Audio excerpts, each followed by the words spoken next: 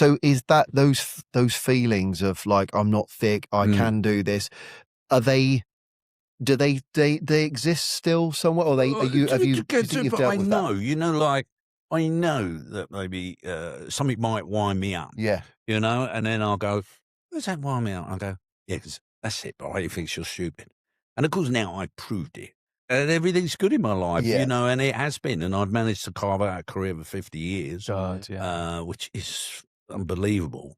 And I'm not thick, No, so it doesn't bother me. But if someone questions something, then sometimes I go, I do know what I'm talking about. I'm very good at visualising. Yeah. And I think that's with dyslexia. And sometimes I might be working with script writers, but I can really see whether it works or not in my head. And go, no. And if they question it, I know why I get upset. Yeah. Because deep down, there's these little kids shouting out, I'm not Not thick. thick, But I know that now. Yeah. So it makes that total easier. sense, doesn't it? Brian Rich would tell you I'm a soft sausage, aren't I? You And our are listeners soft and viewers, sausage, like I get quite teary, and just hearing what you said there, it's so commendable, because I think we all know how lonely in existence we've probably been through, like fighting the booze, and just seeing how you've addressed it, Brian. And I've had help, and I've had money to throw at it. But you've had that core strength to do it, which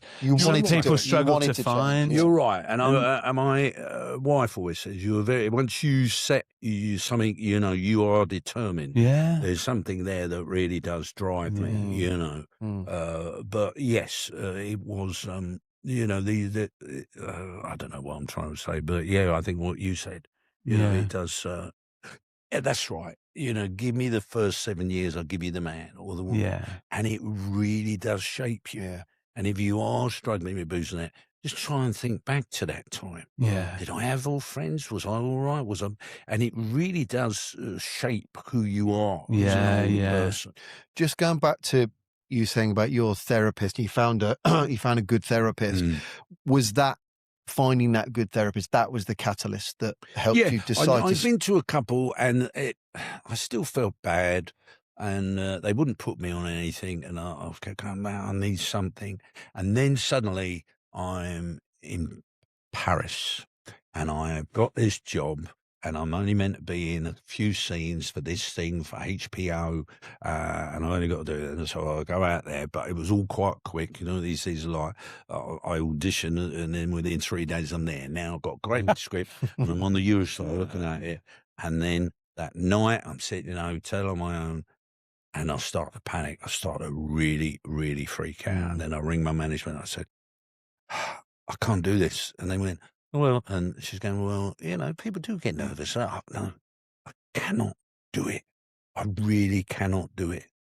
And she said, all right, leave it with me. I'll sort it out. And I get out of that hotel room, and I get to the Eurostar, and it's now 4:00 in the morning. I think the first one is at 7. And I just sit there at the train station waiting for the train so I can get on it as quick as possible and get home and just hide. And they're upset and so annoyed with myself. What the hell, And then I realised that the help I'm getting is not helping me. So I then talk to friends, go online. This guy's meant to be good. Costs a lot of money, but listen, you've got to do it, bro. And it's not, you don't walk in for an hour and then you're right. They have to get to know you. You have to get to know them. And I remember right at the beginning, he said to me, you like making conversation, don't you? Well, what do you mean? He said, well, we're not having a therapy. We're just chatting. We're just waffling on. You're not touching anything. You're just skirting around. Tell me about your dad. And then what's clever with therapy, and I remember, well, the thing with my dad would, and then you start going, you go, why are you going? What are you thinking of now? What are you thinking? And then you go, and then you start crying. You go, well, I'm thinking about, this and that. And that's where we start. Now we're working. Now we're digging into what is really making you avoid everything. Avoid that question. So that I'm starting to understand and learn to cry. It was amazing. Were you not a big crier up to that point? Just keep it all down. I remember I was in the show, Me and My Girl, and I'd done the song Leaning on the Lamp. And we'll have love, laughter. And there was a bit at the end where you had to cry. I could never I can't do the crying. She just act crying. I can't, it just doesn't feel right. God. So I didn't understand. God, got to send it. I could pull my eyes out. Bring it on. You also access something that gives you that more sort of more emotional in touch with yourself. You can relate to that, can't you, Ben? That's we've had quite a lot of tears. Although, to be honest, there was an episode that I started welling up the other day. It depends on the theme of the episode and what. Things come up that we don't know that we're going to talk about, and we talk about a lot about male mental health and like just accessing those parts. And like you kicked off the episode, Brian, just saying how us blokes are hopeless at talking. Like all we're doing with the pod, we have a lovely chat each week, and slowly we get like the odd message come in from listeners and viewers where it's like, wow, keep going, because it's like it's helping other people, and you being open, Brian, today. It's honestly, it's going to help so many people. I mean, we haven't sort of focused on everything career-wise. We're very focused on mental health, and all I'm doing is I'm 65 in August, and I just feel I want to put something back. I'm very comfortable with talking about these things, hoping that one person out there will take that on board. And I know that I've had the luxury of being able to afford to get help, but then I was in a position where I could have just, quite happily sat back and bleeding, just drunk myself silly. But I didn't. It was a point where it just snapped, and when the buck stops here, Brian, you have got to sort this out. Otherwise, your family ain't going to stand a chance. And the kids were going through private education, and I knew the money was running out, and I wasn't happy with what I was doing. But I just hope that helps someone, and maybe someone is not being able to go and get some help, but like you say, on the National Health you can, and you just we've got better. I was in such.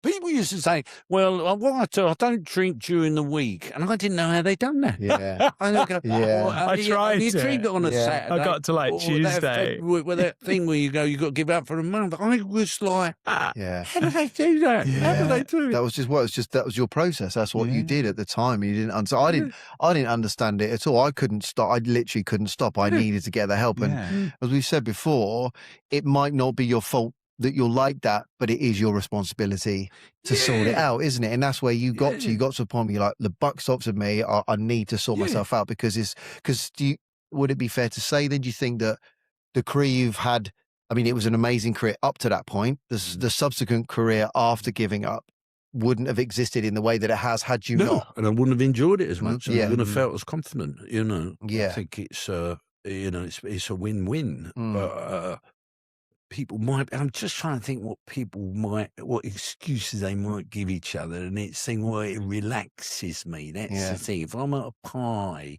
and I remember that, and I used to say, well, I think the hardest thing for me is that first 20 minutes when you walk in and say, and we've all been to a postu where they've got the tray and the champagne as you walk through the door. Thank you very much. Vol au vent and champagne. It's that initiative. Okay, that's the hard bit then, boy. Okay, why is it hard? Well, you've got to make conversations with people.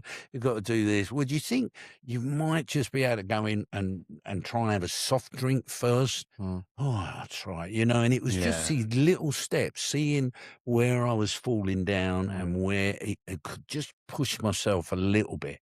And then suddenly after, it weren't a week, it was like some time, I just said, hey, I've had a good night and I haven't had to get a drink. I haven't got to worry about having a lot of sleep to recover the next day. I'm going to be on it tomorrow. That's what I'm saying to everyone. I was suddenly on an even keel. Leveled. I had a little bit of help with antidepressants, and it wasn't as though that made me feel happier. It just made me feel normal. And I treated it like a vitamin. And if I'm really honest, I'm still on them. And I've been on them for 30 years, 25, well, ever since my dad. So 25 years, and I'm still on that, because I just think, well, if, why not? Get all the help you can. It's so interesting, Brian, because been on citalopram. Just Oh, that's what I'm on. Oh, really? Yeah, Yeah. 10 mg, just a tiny little dose a day. But but like you said, Brian, it was just enabled me just to live my life on this lovely little plateau of like calm where I could deal with any angst or any issues that were thrown at me. It just kind of anchored me a little bit. So I'm still taking them, and it's just a help. It's just a little bit of support each day to know it's that it's not a hot, because I've never been on them, and you know, I mean, I'm not adverse to that if I needed them, but just explain to me this. So it doesn't give you a high. It just levels you out. Yeah, so it makes you feel just normal. Like you say, you feel as if you can cope with stuff. Yeah. You know, from that moment of literally, I remember going to the doctors, bursting into tears, just so low. So scared about life and future that it was just, and because I didn't know what they were or how they worked, but it just found that slowly I was like, okay, I can cope a little bit better. And it takes a little while to kick in. Yeah, at least 3 months. Yeah, you know, for it to start to go into your system, and then you just start to generally just feel. You just feel normal. Okay. Yeah. You don't feel high on. Yeah, just okay. You're like ready, a foundation. I don't feel as bad as I did. Right. As normal as I can. And was that physical and mental for you? You could feel it in your, like through the panic attacks and stuff, and mentally just not feeling. Well, the panic attacks I had to learn about. I had to get over that. And so I learned about breathing. And at first it was all this, yes, go in for 7, come out for this, and all that. So I used to say, and I got some out, I say, look, the thing is, I'm waking up and I feel bad, and I do all this 7 and 11 and all this game. It doesn't seem to work. And she said, right, because there was another therapist I went to. I just love waffling on, you know. She said, you've got to take the deepest breath ever. So this is how I do it, okay? This is panic attacks. And obviously you can't do this on the bus anyway, so if you're laying there, but you can do it anyway. But anyway, so it's taking the deepest breath. So you go, keep going, and it feels right up until it gets right to there. I'm acting, so I'm obviously talking, so I'm not doing it properly. But right to your right to here, and then you get as much air in as possible, and then just let it out. And I've done it again. And let it out. But you've got to really fill up. And putting your hand on your stomach. So your hand on your stomach tells you that you're breathing in to, is it the right thing, your diaphragm, whatever the right I think so. You know? Yeah. Because when you've got a panic attack, you're in your upper chest, fight or flight, your body's like, and of course what messes you up is you're going, I'm only talking to the mothers at the school while I'm going into a panic attack. Okay, there's another thing. It's like as if you've put your hand, you are getting so worked up about everything in your life, and so you're like getting bruised. It's like as if you whacked your hand, cracked your hand in the door, and now suddenly all you got to do is just flick it, and it hurts. Flick it. So that's why with the whole panic thing, all you got to do is just flick it, and it'll come on. Right. Now suddenly I get scared of panic attacks. Now, oh God, what if I'm sitting here, I'm having a panic attack? What if I'm doing that? I'm having a panic attack. Right, what do I do? I've got to do this breathing thing. What have I got to do? Yeah, okay, yeah, that ain't going to work. No, well, just try it, Brian. And then so breathing into your stomach. So your hand only rises because you're breathing into your stomach, not into your upper chest. Breathing in as much as you can, let it out slowly. Okay, so now I'm doing a film with Christian Bale in a film called Equilibrium, and I'm in 2 scenes, and I have to fly to Berlin, and oh, that's right. So my Valium and everything is in my suitcase. So I haven't got it, and I'm sitting on the plane, and I've got a big coat on, and it's really hot, and I'm right in the corner of this bloke's here, and I'm sort of, all right. And then, I'm going to go. I ain't got my tablets. Oh, God, what? And then I start trying to talk to him. He's German. I can't talk to him. I can't distract myself. What have I got to do? I've got to breathe. I've got to breathe. Okay, right, do it. Start doing it. And then I started doing it. Hang on, it's working. It's working. Oh my God, it's working. And it was like a revelation. It was like this, as now I've got some sort of tools to sort of cope with this panic, you know. I've got to focus on my breathing, but do it properly. Yeah. You know, people that do this, people do that. So that mindfulness is very good, you know, when they talk about that, because it is, once you've got an angle on the panic attacks, and you can, to a degree, calm it down. And if you're on your own, you can really get it comfortable. that suddenly hasn't got this demon, this scary thing, and wherever I go, it's going to be there, and I won't have any control over it. You know, it takes the power out of it. Yeah. And then I started not getting so many panic attacks. Yeah, because my brain was going, oh, I can't throw that at him now, can I? I can't go, right, you're going to have a panic attack. So there was sometimes where it's like the thought that you might have a panic attack may have brought absolutely brought it on. A panic attack, and panic attack because I'm going to have a panic attack, and that I had got no control over it. I've got no control over this. It's going to happen when I step out of the car now. It's going to happen here. And everyone's going to know. People don't know. People don't know. You're okay there. You've got to remember you're not a mind reader. They don't know what you're battling through.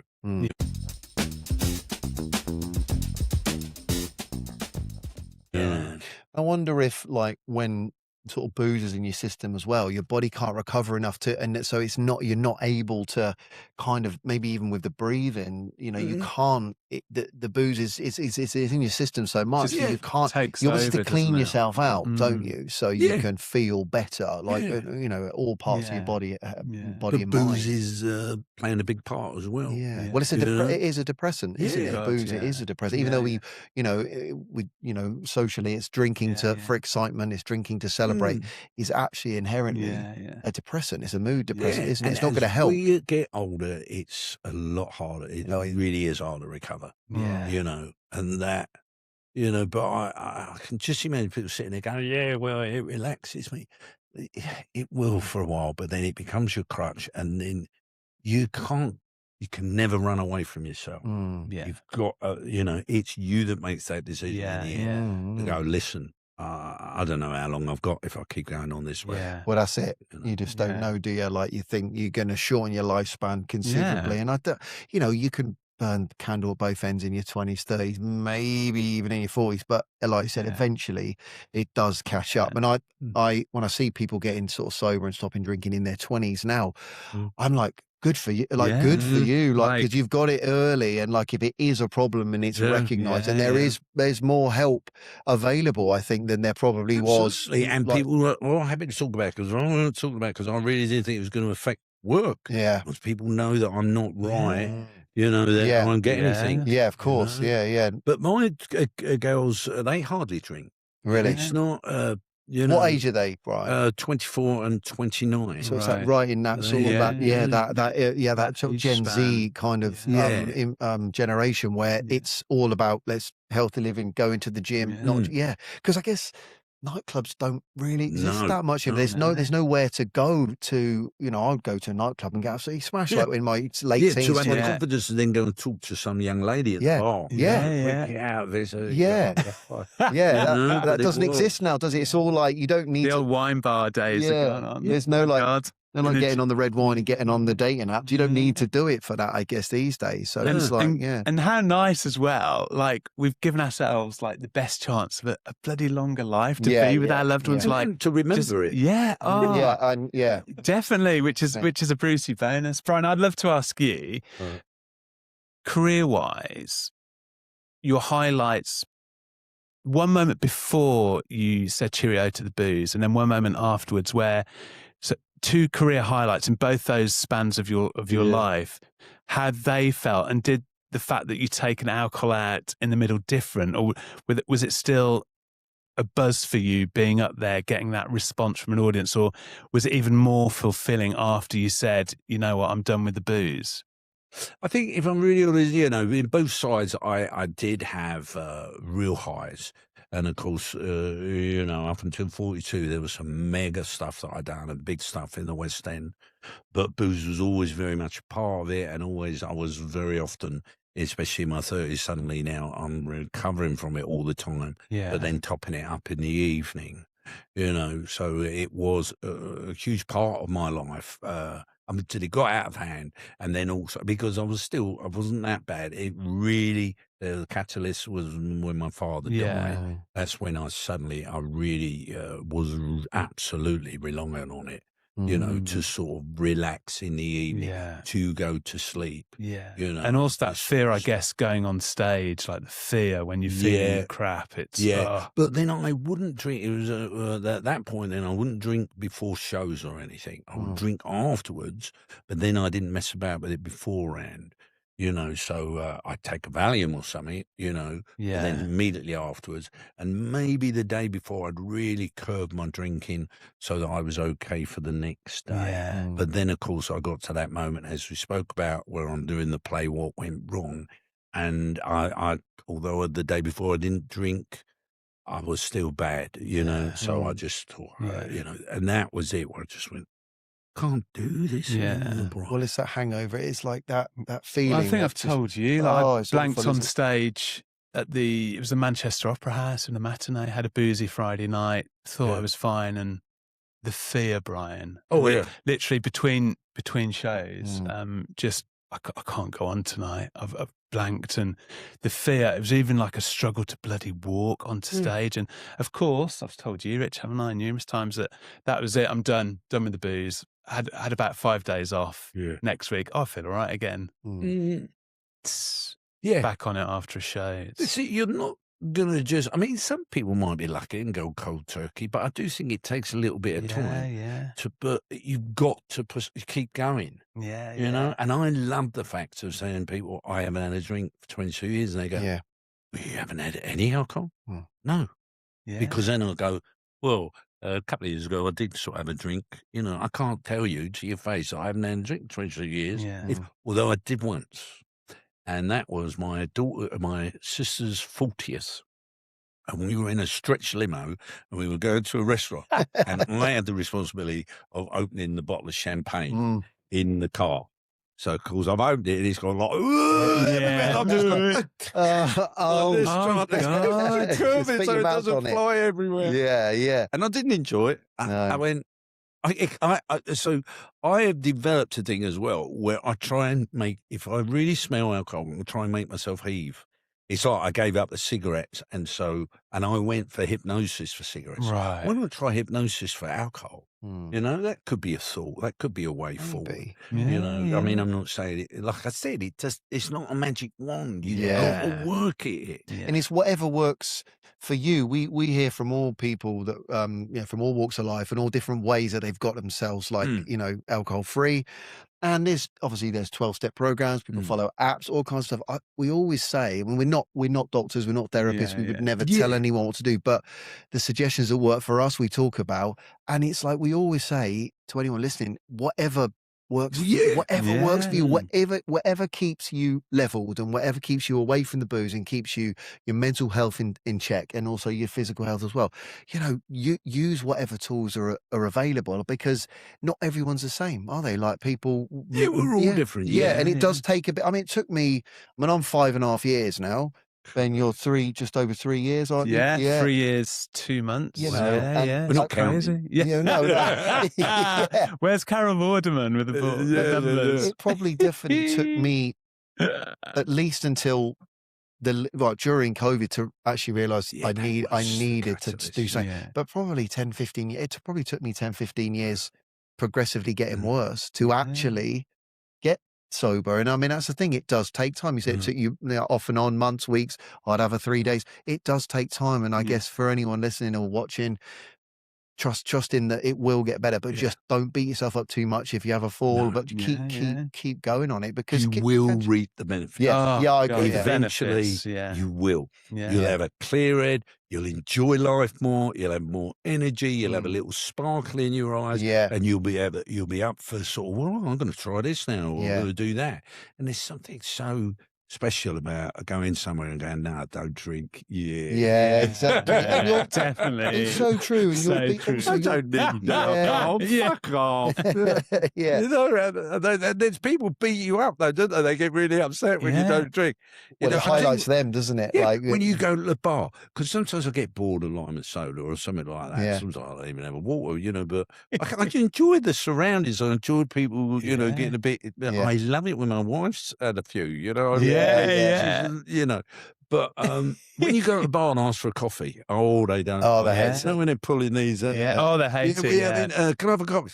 Yeah. I had that a couple of weeks ago. Went in to watch the football in the pub, and I was like, "I'll have a coffee." And it was a busy bar. Oh, She was like, "Look, are you mad?" I was like, They hate it. well, it's less time to make a coffee than it is to make a cocktail, right? "Yeah, You know what I yeah, mean? Like you'd think there'd be, but I think it's just, it's stigma, isn't it? There's a lot of stigma around it. And if you go into the pub to watch the football, it's all about the beers and stuff. But I mean, I think it makes you eventually more engaging and interesting anyway, because the amount of times I say, "Oh no, I don't drink now," and people are like, "Oh," and they interested in the story, just like we're interested in your story. People want to engage in that conversation. I always try and help. I think, but my key one is always that, the whole thing about I'm going on holiday to Antigua. Yeah. And it's all inclusive. So when I come back, and then he went, well, there'll always be a holiday, weekend, birthday party, a pub on the corner, and it really, that was the moment where I went, yeah. You're always putting it on. You'll find an excuse. Yeah, an excuse. Well, once get the birthday out of the way. Well, once get that out. Yeah. Someone said to me as well, they went, "Yeah, but what about that wedding? What about that? Well, that wedding's not for 6 months. That wedding's not for, a year and a half. Don't worry about that now. Just think about it today. Just, keep it in the day for now. Yeah, I'm not going to do it today. And then we'll worry about tomorrow." And just like, there'll always be, like you said, always be something. But I want to tell you a little story, Brian. I don't know if you'll remember this or not. So when we first met, when we worked together, and I wonder if this would have been different had you been drinking, because this is, I mean, a testament to your character, that you were so welcoming to me on day one. I don't know if you remember this. Like we'd done the warm up, and I was coming into the company. We were doing 9 to 5 in the West End, and there was like 4 or 5 of us that had joined an already existing company of which you were part of. And I'd rehearsed with another set of cast members, and we'd been dropped in, and we didn't know anyone. And I remember after the warm up, you said, "Hello, I'm Brian. Nice to meet you. What you doing now?" And I went, "What do you mean? What are you doing right now?" I said, "Well, I'm going to go to Pret. I'm going to get a coffee, and I'm going to come back." And you said to me, Come to my dressing room. Let's hang out. Let's get to know each other." And there you go. There's 20 quid. I'll have a cup of tea. Get one for me. And I was like, it was such a lot. And then I came to your dressing room. I never got any of the change. Yeah. he had a tap water. I know. He was like, "Cheers, How Brian." much is a cup of tea? Yeah, I said to you, you don't have to do. I think I got a pole line tuna baguette as well. Nice. Then we sat there in your dressing room, and we just chatted for half an hour, just not about anything. It was just about like what was going on, the show, like getting to know each other. And I thought at the time, I've never forgotten that, because like, you didn't need to do that. Like you didn't need, you were in the show already. You were like, "Yeah, nice to meet you," all that kind of stuff. But I just thought it was so nice, because so often people can be so dismissive and just like, pleasantries and that's it. And it was you went the extra mile. And I wonder, were you always like that? Or was that something that you developed over getting sober and being more amenable and just being part of a, because it was that, mate, honestly, it was a huge highlight for me of how to lead a company. It was so welcoming. I just want to say thank you for that. And I just wondered if that was always part of who you are. In my youth, I think I was too wrapped up in myself.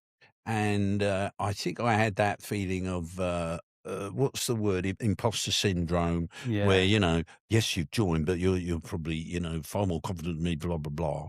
But once I started having panic attacks and that whole anxiety thing, just briefly. So when I went to stage school, they used to have an end of term show, and and I was sort of like in the show, but I had to do my own little acts. I used to do impressions, and I was right near the end of the show, and then everyone around me going, "Oh, I've got to go on there. Oh, I'm so nervous. Oh, God." And I used to think, really nervous about it, because I really felt like I was at home when I was on stage. It didn't bother me at all. So I never had any nerves, and I would often, as I got older, I remember Stephen Fry was in a play or something in the West End, and he'd just done a runner. You do remember that? Yeah. It was called Cellmates with Rick Mayo, wasn't it? Yeah. In my head, I'll go, what on earth is that man playing at? Why can't he just pull himself together, get on with it and do it? I thought he was being all starry and things like that. Once I started to realise what proper nerves were, what panic attacks were, it gave me so much more understanding understanding. I'm not explaining that properly, but definitely the answer is yes. So empathy for that situation. Yeah. Just appreciating that. I've always given anyone the time of day, no matter who you are, what you are. You know, no matter everybody deserves a little bit of respect. You know, Yeah. and I think, maybe because I struggled when I was a kid and knows exactly how that feels, and yeah, and my family are. My daughters are very good, and they will often, be out and about and just say something. What a lovely top that is, and I'm Yeah. always chuffed with that. Always very respectful Good of waiters, values. Yeah. Yeah. It and could make just somebody's day, doesn't it? Just drop something in where it's just like, and it's completely free to do. And you don't know how that can affect somebody's mood for that day. Yeah. And for people who've exactly. had some bloody dark days, We're like, all struggling through yeah, something. just pierce that little bit of, doom that day Mate, and it's just give you a true. little lift. It's such a lovely quality to have. I Well, listened to, sorry, go on, Brian. So me and Lucy, and it comes out soon, but I can't tell you when. I'm not allowed to. All right. But we done a thing called Celebrity Hunted, Oh, which was hilarious. And you go on the run, and it comes out sometime on Channel 4. And we're not. You haven't got your phone. You haven't got any money initially, and you have your wits about you. Get into cars with people you don't know. Sleep at someone's house that you don't know. It was such an adventure. was it? Yeah, but so I'm doing Alan Titchmarsh's show, and which is like something of the weekend. It's called. Yeah, And that's it. Anne-Marie couldn't come, and I said to Lucy, "Do you want to come?" Yeah. So we're there. And we're in like a little green room area, chatting to this lady who we don't know, and I have to go off and do little filming bits. Lucy's chatting away to her. We don't know who she is. We later find out she is like the head of casting at Channel 4, and she contacts Lucy via Instagram, Yeah. direct messages saying, "There's this idea, and I know you will be great, and especially the rapport you have with your dad." And it's called Celebrity Hunted. And then we went in for this meeting, loads of people sitting there, and we all just had to chat, me and Lucy, and they just totally understood that we get on well, and there's a good comedy rapport between us, and it all came about because we were just chatting to someone nicely. Yeah. And giving them the respect. We didn't know who that woman was. When we left, we didn't know who that woman was. And then suddenly we're on probably one of the as you will see at a later date, it's one of the biggest shows on Channel 4. The amount of money they spent on it. We flew into London in helicopters. Wow. Oh, that's It's a great show. It's a great it show. is. Yeah. And I can't tell you how well we done, Yeah. but it was such an adventure. Yeah, we'll look forward to seeing that. Yeah, Of but course. that's it. When we talk about just being nice, and Yeah. all that came about very much from giving up the booze and appreciating anxiety and nerves and how, how difficult that is. Yeah.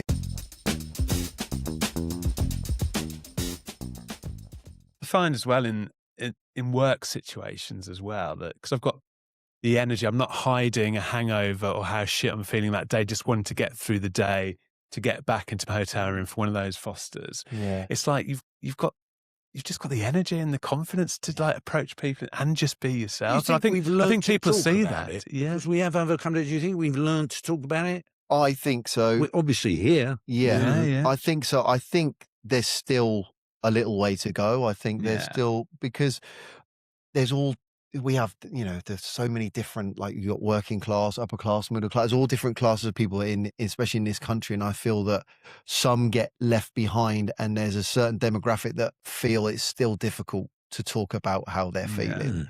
I think shows like this, and I see a lot, a lot of podcasts, a lot of long form interviews and stuff that are, promoting getting men in particular to talk to each other. And it's so funny, isn't it? Because I do think, we're all married, all three of us are married. And I think sometimes men might think, oh, if I'm vulnerable, if I show weakness, that my wife's not going to respect me. But the irony is that they'll probably respect you more for opening up and talking and dealing with the problem, because it's frustrating. I know that with my wife, Jem, if I shut down, I didn't speak, she'd find that infuriating. And she wouldn't see that as me being stoic and proud. She'd be like, come on, let's deal with this problem. So I do think we're getting better. We see a lot of it, and a lot of promotion about talking now. And I just think we just need to keep going with it and doing conversations like this, that Well, will help. the hardest thing, and I'm trying to put myself in other people's shoes, is that my life, yes, evolved around alcohol. And as we well know, at the end of a show, everyone go, "Oh, we're going here tonight. Yeah. We want to come and drink here. Yeah. Oh, we're going there." And it was all about, well, yeah, this would be good. We'll have a laugh, and I'll be able to unwind, and everyone will be drinking, so that'd be great. But I suppose if you've got this culture where, yes, you're going to work, then you're coming home, and every mate is in that pub. You know, all your mates are there. How difficult must that be? Yeah. Yeah. It's You got to know, be tough. how do you sort of? Yeah. I think you maybe have to step away for a bit. Yeah. We did an episode around it, didn't we? Go on, talking because about, I'd find it. we did. I think that what the suggestions that we gave and the things that we'd experienced was that exactly what you said. You need to take a bit of time out, avoid those situations for a while, because you're still going to get some circles of friends that will be, oh, come on, just have one. Oh, reward yourself. Oh, it's a holiday. Oh, it's a wedding. It's that you can have one, can't you? And if you don't want to, but it's upsetting them. It's upsetting them more than you to a degree. Yeah. They want that justification. I'm having one. You got to have one. We have that with some. I did lose friends. I lost a very close friend because he was a drinker. Right. And our absolute chemistry fizzled out. Yeah. Because and I found that he wasn't asking me, "Yeah, you want to come to this birthday party or things like that, or we're all going away on holiday." I felt that without a doubt it's because I gave up the booze. And then do you really want to be sitting there with some drunk person who's talking a load of bollocks anyway? Well, that's it. It took me a while. I started going back to the pub after a while, and because I love my sport, Brian, so I go and watch a bit of footy. And it was actually lovely to sit there. I could sit there with a lime and soda, ask for a coffee, but they were too busy. As I should. I was like, I just want a bloody flat white, love. Just kick off. Where's my flat white? And it was just like, and again, like you mentioned with Lucy chatting to the executive on the Alan Titchmarsh show, it's that, I was like, I could enjoy, weirdly, I could see the carnage that groups of blokes were heading into, and just thinking, playing it forward, as you always say, Rich, just thinking, I'm going to be under my 50 tog soon, feeling great, enjoy the game, enjoy the tactics, but also just, instead of like shying away in my little lonely boozy corner, pretending I was cool, I'm just going for a cool few pints with the paper, watch a bit of football, chatting to people. And, I've met a guy there who ended up knowing my dad years ago. So it's just given me a confidence to completely just be myself, be open about who I am. And I'm all for being so open. I'm so Rich and Brian. I genuinely just want to say, this isn't bullshit, but thank you for joining us today, but also thank you for making so many people happy. I've got an incredible job. Away from the stage, away from your talent, but you as a person, you should be so bloody proud of yourself, what you've worked through, and just thank you for making literally so many people happy. I really do hope. I think there's two more things I want to say. One is about, remind me of this window. But when you enjoy bleeding winding people up, you're sitting there, enjoy going, no, I'm just having a coffee. Enjoy it because you bloody earned it. No, I'm going to have a lime and soda. And you'll see people wind up. No, mate, I'm just having a wine and soda. Anyway, I'm going to have the. And I used to pretend I was drunk later on in the day because everyone would get up dancing. I'll be dancing, and then we go, "What? You're not drinking? No, I don't need it. Come on, Ali. Well, enjoy it because you've earned it. Completely, take the piss out of it." And the other thing is the window. You'll have a you'll get there and you have a couple of drinks, and then there's a small window of where it's like, need a lot of rego, but then you go over the top. Then it's like now the other side. Now you fucking, I love you, Dave. I love you. Is that his name? Yeah. And it's sort of repeated conversations, and you just get a bit like, we talked about that, we talked about that earlier. I'm not saying we did talk about that earlier. I'm saying, when you're in that moment, enjoy it. How do you enjoy it? Sit there. What, you want a cup of tea? Yeah, I'm just having a cup of tea. Yeah, but you've never had a cup of tea. Yeah, I want a cup of tea. I've decided I'm not going to drink. Don't be daft. That won't last, and all that. Well, we'll see. But tonight I'm just having that. And it really does get to the thing. And I think I really enjoyed that. And I enjoy it now. You don't drink? No, I'm really proud when I go out and go, I don't, And I think it sparks a real interest, doesn't it? I think I've so. got friends, slowly and surely people just like, because I'm so open about my sobriety now and, I'm just like, Because you're hoping it will help someone. Yeah. And then just slowly you start fielding questions. We get messages via the pod, don't we, Rich? And it's like slowly people begin to think, oh, maybe, there is a way forward. I quite like a bit of this buzz. And if so they it's can do just it, like, I can do it. I'm going to tell you, if I can do it, anyone can do it. I mean, never in a million years. It's that whole thing about, I only drink at weekends. And I go, cool, for 5 days they don't drink. Yeah. How do they do that? Mm. Because I wasn't in that position. Yeah. But then one day it just snapped and I went, I've got to do this. Yeah. And I want to underline, it didn't happen straight away. Yeah. I just battled through. And then suddenly it's a week, it's 2 weeks. And now I'm on an even kill. I'm seeing all the benefits that this is throwing at me. I'm going to stay this way. It just got easier and easier. And I really quite like it when I'm with friends that I've known for a long time. And then suddenly, it only happened the other day. We were with some friends that I knew through my wife, and then we were at the opening of a little place that sort of has books, and we were all in there, and they were handing out champagne, and I was chatting to these guys, this friend, and I went, oh, no, I'm okay, I don't want that, I don't drink. They went, well, you don't drink? I went, oh, no. And I'd known them for some time, but it was it's not part of my vocabulary. I don't have to walk in and go, oh, broccoli, I don't drink. But that's how far it was, because in those early days, yes, I went out a big bat stuck on me. I don't drink. Enjoy it, everyone. Yeah. Enjoy the fact that you've given, no, I haven't had a drink for a week. Yeah. I'm not having a drink tonight. You watch how it winds people up and enjoy that. And be proud of it of it as well. Would you say it's the one singular thing aside from family, career that you're most proud of? Absolutely. Yeah.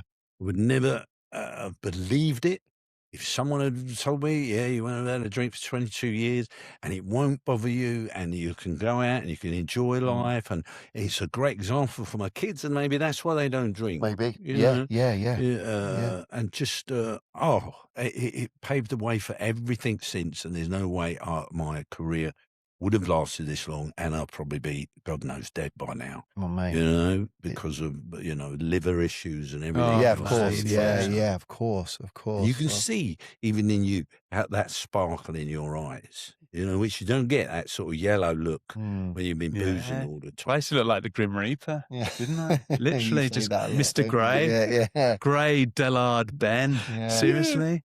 Yeah. Brian, it's been amazing. Well, I hope we touched on enough. I hope that's it. And like I said, I just hope one person out there is going to go, and please, we're in the business, but we've all struggled through it. Please. I just don't think it discriminates whatever walk of life you exist in. Like, if you're having problems, whatever they are, mental health, alcohol related, physical health, talk to someone, get some help, and it can get better, and it does get better. And I say, with the three of us sitting here, it's a testament to that. And here we are for an hour and a half, wax lyrical about basically the benefits of not drinking and getting some help for mental health. That's essentially what we've been talking about, and it's been amazing. Of course, coming up, you've got Back to the Future. We've got the Pratt Pack. Me. That looks so great. I'd like to come and see you in Watford. I think you're going to Watford. We are completely sold out. I'm not even saying that. Absolutely. The whole thing sold out in 40 minutes. Oh, is it? Well, what a lineup. I mean, so it's you, Bradley, Shane Ritchie and Joe Pasquale. We done one last year, and that sold out in like a ridiculous amount of time. This one's bigger venue, so it took a little bit longer, 40 minutes. It is phenomenal. And the love, and we play is 3,500, 2,000 seats. We have a big orchestra. We all come out suited and booted, and just follow that format of the Rat Pack, where we just take the mickey out of each other. Do a few songs, which is quite interesting, because obviously the Rat Pack were known for being big drinkers, smokers. But it's very successful, and we love it. Brilliant. And we go out. We've got our little van, and off we go, and it really is like four old buddies. We've all known each other for 40 years. And growing up in the business, so we have a certain dialogue, understanding summer seasons, long pantomimes, the nightclubs, telly, when 15 million people used to watch it because there's only 3 channels, So, there's that. And, of course, doing Back to the Future next year. And of course, Celebrity Hunted, which we'll have to we look forward to that, Brian. All of definitely. just before we let you go, we got this little feature on the podcast, and obviously when we talk for so long, we get a little bit thirsty. Obviously, we don't drink alcohol anymore, but you always have something called Drink of the Week. Actually.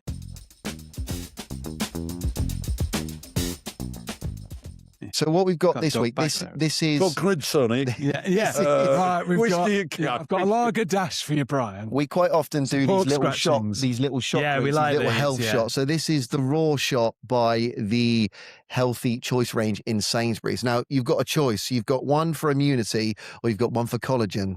Who needs collagen? I don't even know what's collagen. That's stuff in here, isn't it? Yeah, for the skin. Oh dear, I need a lot of that. Brian, you're looking good. Do you want that one? Maybe then? Go on, you try that then, Brian. So is that the collagen? That's the collagen one. Yeah. Ben, you've got an immunity one. Okay. So what we essentially do, I mean, specs on. essentially it's a trial and error thing, really. Yeah, It's like to see what we think. just What see have what you we got think. then? Yeah, I've Rich? got, this is immunity, this one. Let me show it to the, Mine's see the called camera there if we can see that. Immunity Raw You've Shot, got the which same sounds as like me. WWF Yeah. wrestler, doesn't What it? we've got, that one's Raw got sort of shot. beetroot in it and some kind of apple and raspberry. This has got this immunity one. This has got watermelon, pineapple. Is it me or is the writing on bottles getting smaller? Well, I that's can't right, fucking see shampoo anything. and, yeah, You know, I can't tell which one's shampoo and which one's conditioner. Yeah. Looking at them. I think I washed my hair with some Sarsons the other day. Yeah, you know this is good because it smells Here we go. It smells like dirt. Who's going? Are we doing it at the same time, Let's do it at the boys? same time. So this is our drink of the week, Raw Shot, the Healthy Choice range Right, here we go. from Sainsbury's. Go on, have a Cheers, little drink. everybody. Cheers, everyone. Okay. That is bloody horrible. That is disgusting. I'm going to finish that all because apparently it's good for my collagen. Yeah. Not great, Brian, Brian. tell us your thoughts. Oh, it is horrible. Is it? Absolute. Well, it's a bit. What's that zing? Like we're quite lemony, and I'm not a fan of. right. That. It's got beetroot in it as well. But you know it's good for you because it does. It Yeah, it's like drinking dirt. Ben, what was I had the same as you, the immunity? Yeah, How was okay. It's one? that ginger. It gives me such a kick. It's I like know. I quite like the ginger. Yeah, shots. should have Like given that. turmeric. I've got dodgy knees, so I think that's good for your joints, isn't it? Yeah. So But there you go. hopefully it's They're reasonably priced. They're only £1.50 from Sainsbury's. So if anyone wants to try that, it's the Raw Shot, and these aren't the only two flavours. Just the only two flavours I could get. Defender. It's not too bad now. It's gone down. got the aftertaste. Yeah. I think I don't know. I was mentioning it's going to be like orange squash or something. But Yeah. it's true. Things that don't taste. It's like sometimes you have these healthy meals and you're like, oh, Yeah. you know, it can't be big pie and chips. Oh, You know? pie and chips. Yeah, I know, it's true. It's I true. love a bloody pie. exactly. Oh, God. It's good, isn't it? Yeah. But let's get back to you. I love this program. Oh, and we thank you. salute Thanks, you. Brian. Thank you, You know, Brian. It's very kind And thank of you for letting us in your pretend house. Yeah. There we go. I've got Like, me and Ben, we live here together. We stay on this we're like sofa, Morecambe don't and we? We don't Wise. move. I've got to go and mow the lawn in a But minute. yeah, I'm sure this conversation will help some people. They'll be able to relate to it. And we can only thank you for coming in. It means a lot to Yeah. us. So, Pleasure, pleasure. listen, it's been absolutely amazing. Listen, good luck with Back to the Future next year. Good luck with the Pratt Pack tour. We obviously won't see it because there's no tickets I available. don't even have to come on here to promote it. I know, it's sold out already. No. And Brian, thank you so much. Brian Conley. Thanks, Brian. God bless you, everyone. Thank you.